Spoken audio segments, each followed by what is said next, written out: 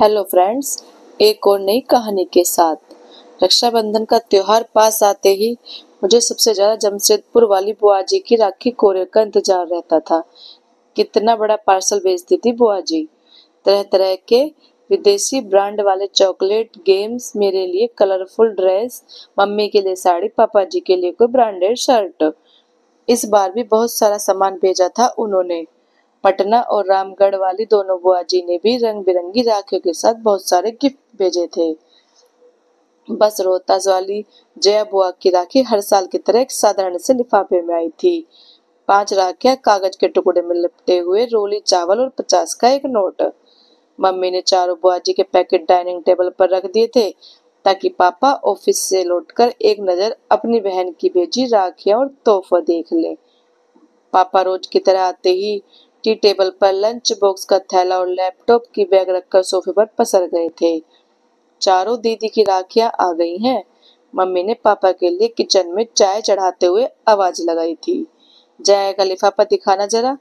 पापा जया बुआ की राखी का सबसे ज्यादा इंतजार करते थे और सबसे पहले उन्हीं की भेजी राखी कलाई में बांधते थे। जया बुआ सारे भाई बहनों में सबसे छोटी थी, पर एक वही थी जिसने विवाह के बाद से शायद कभी सुख नहीं देखा था। विवाह के तुरंत बाद देवर ने सारा व्यापार हड़प कर घर से बेदखल कर दिया था। तब से फूफा जी की मानसिक हालत बहुत अच्छी नहीं थी। मामूली सी नौकरी कर थोड़ा बहुत कमाते थे। बेहद मुश्किल से बुआ जी घर चलाती थी। इकलौते बेटे श्याम को भी मोहल्ले के साधारण से स्कूल में डाल रखा था। बस एक उम्मीद से लेकर बुआ जी किसी तरह जिए जा रही थी। जया बुआ के भेजे लिफाफे को देखकर पापा कुछ सोचने लगे। गायत्री, इस बार रक्षाबंधन के दिन हम सुबह वाली पैसेंजर ट्रेन से जया के घर रोहतास उसे बगैर बताए जाएंगे। जया दीदी के घर। मम्मी तो पापा की बात पर एकदम से चौंक गई थी। आपको पता है ना कि उनके घर में कितनी तंगी है। हम तीनों लोगों का नाश्ता खाना भी जया दीदी के लिए कितना भारी हो जाएगा। वो कैसे सब कुछ मैनेज कर पाएंगी। पर पापा की खामोशी बता रही थी, उन्होंने जया बुआ के घर जाने का मन बना लिया है। और घर में ये सबको पता था कि पापा के निश्चय को बदलना बेहद मुश्किल होता था। रक्षाबंधन के दिन सुबह वाली Dhanbad to Dehri on Sone passenger से हम सब रोहतास पहुंच गए थे। बुआ घर के बाहर बने बरामदे में लगी नल के नीचे कपड़े धो रही थी। बुआ उम्र में सबसे छोटी थी, पर तंगहाली और रोज की चिंता फिक्र ने उसे सबसे उम्र दराज बना दिया था। एकदम पतली दुबली कमजोर सी काया इतनी कम उम्र में चेहरे की त्वचा पर सिलवटें साफ दिख रही थी। बुआ की शादी का फोटो एल्बम मैंने कई बार देखा था। शादी में बुआ की खूबसूरती का कोई जवाब नहीं था। शादी के बाद के 11वें वर्षों की परेशानियों ने बुआ जी को कितना बदल दिया था। बेहद पुरानी घिसी सी साड़ी में बुआ को दूर से ही पापा मम्मी कुछ क्षण देखे जा रहे थे। पापा की आंखें डबडबासी गई थी। हम सब पर नजर पड़ते ही बुआ जी एकदम चौंक गई थी। उन्हें समझ नहीं आ रहा था कि वो कैसे और क्या प्रतिक्रिया दे। अपने बिखरे बालों को संभाले, अस्त व्यस्त पड़े घर को दुरुस्त करे। उसके घर तो वर्षों से कोई मेहमान ही नहीं आया था। वो तो जैसे जमाने पहले भूल ही चुकी थी कि मेहमानों के घर के अंदर आने को कैसे कहा जाता है। बुआ जी के बारे में सब बताते हैं कि बचपन से उन्हें साफ सफाई और सजने संवरने का बेहद शौक रहा था।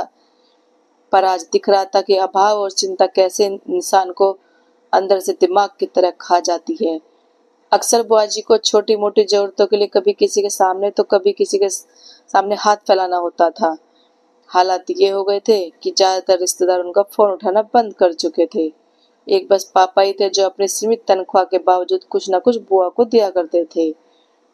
पापा के ने आगे बढ़कर सहम सी गई अपनी बहन को गले से लगा लिया।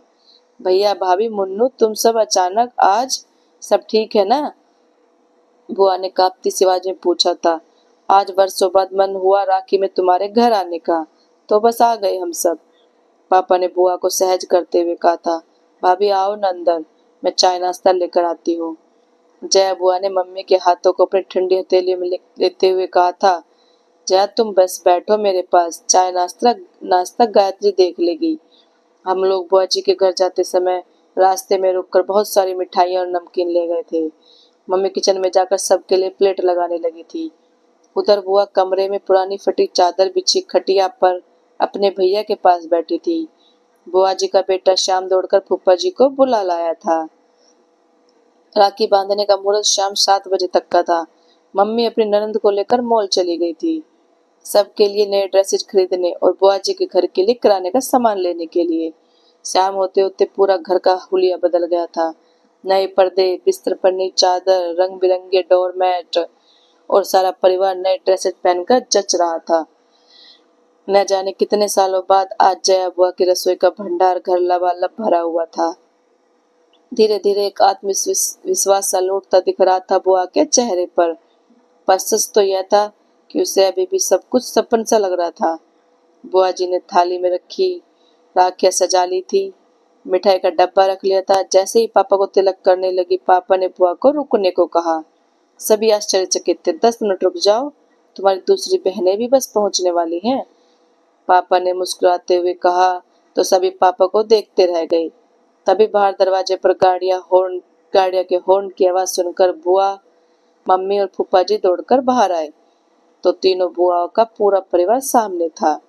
जया बुआ का घर मेहमानों से खचाखच भर गया था। महाराजगंज वाली नीलम बुआ बताने लगी कि कुछ समय पहले उन्होंने पापा को कहा था क्यों ना सब मिलकर चारों धाम की यात्रा पर निकलते हैं। बस पापा ने उस दिन तीनों बहनों को फोन किया कि अब 4 धाम की यात्रा का समय आ गया है। पापा की बात पर तीनों बुआ सहमत थी और सब ने तय किया कि इस बार जया के घर सब जमा होंगे, थोड़े थोड़े पैसे मिलाकर उसकी सहायता करेंगे। जया बुआ तो बस एकटक अपनी बहनों और भाइयों के परिवार को देखे जा रही थी। कितना बड़ा सरप्राइज दिया था आज सबने उसे। सारी बहनों से वे गले मिलती जा रही थी। सबने पापा को राखी बांधी। ऐसा रक्षाबंधन शायद पहली बार था सबके लिए। रात एक बड़े रेस्टोरेंट में हम सभी ने डिनर किया। फिर गप्पे करते करते जाने कब रात हो चुकी थी। अभी भी जय बुआ ज्यादा बोल नहीं रही थी। वो तो बस बीच बीच में छलक आते अपने आंसू पोंछ लेती थी। बीच आंगन में ही सब चादर बिछाकर लेट गए थे। जय बुआ पापा से किसी छोटी बच्ची की तरह चिपकी हुई थी, मानो उस प्यार और दुलार का उसे वर्षों से इंतजार था। बातें करते करते अचानक पापा को बुआ का शरीर एकदम ठंडा सा लगा तो पापा घबरा गए थे। सारे लोग जाग गए पर जया बुआ हमेशा के लिए सो गई थी, पापा की गोद में एक बच्ची की तरह। लेटे लेटे वो विदा हो चुकी थी। पता नहीं कितने दिनों से बीमार थी और आज तक किसी से कहीं भी नहीं थी।